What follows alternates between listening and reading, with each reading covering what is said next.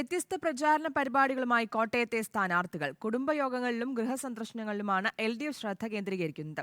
Assembly കൺവെൻഷനിൽ പങ്കെടുത്തും വോട്ടർമാരെ നേരിൽ കണ്ടുമാണ് UDF സ്ഥാനാർത്ഥിയുടെ പര്യടനം. സൗഹൃദ സന്ദർശനങ്ങളിലും പ്രവർത്തകരെ കാണാനുമാണ് NDA സ്ഥാനാർത്ഥി സമയം കണ്ടെത്തുന്നത്. ഗൃഹസന്ദർശനങ്ങളും കുടുംബയോഗങ്ങളുമായി പ്രചരണം ഊർജിതമാക്കിയിരിക്കുകയാണ് LDF. സ്ഥാനാർത്ഥി തോമസ് ചാഴിക്കാടനാകട്ടെ പരമാവധി വോട്ടർമാരെ കാണുന്ന തിരക്കിലാണ്. ദേവലോകത്ത് നടന്ന കുടുംബയോഗത്തിലും സ്ഥാനാർത്ഥിയെത്തി.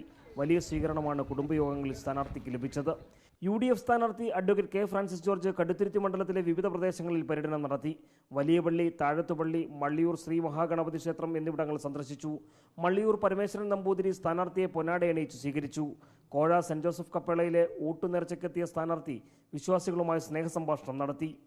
NDA സ്ഥാനാർത്ഥി തുഷാർ വെള്ളാപ്പള്ളി കോട്ടയത്ത് CSI ബിഷപ്പുമായി കൂടിക്കാഴ്ച നടത്തി.